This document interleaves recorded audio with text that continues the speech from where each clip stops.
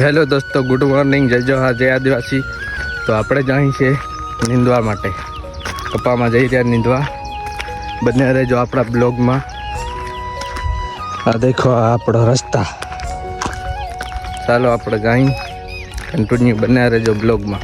આ ચાલે છે આપણે માંડવીમાં પાણી. આપણે જયલાભાઈ પાણીવાળા છે. આ આપણી માંડવી સુકાઈ ગઈ, વરસાદ નહીં આવતો. આ દેખો આ આપણે જયલાભાઈ પાણી ત્યાં. આ જોવો આપણે હજી પાણી આવે છે.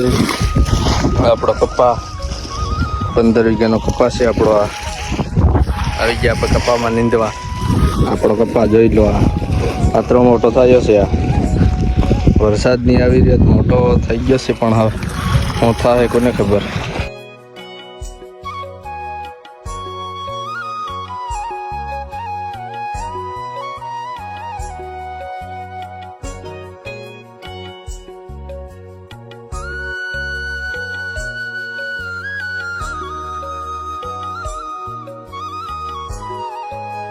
તો આપણે જાય છે માંડવીના ખાલા પૂરવા. જોઈ લો આપણે પાસે આપણું દેશી હથિયાર.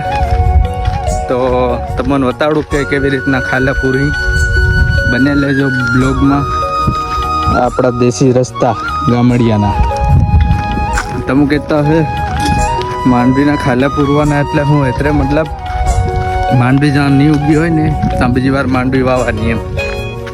તો હાલો તમને બતાડી. આ દેખો આ ખાલું પડી ગયું હોય, આપણું દેશી હથિયાર. આ આપણા દાણા. હાલ ભાઈ દાણા કાઢી દાણા મોટું કોલ મોટું.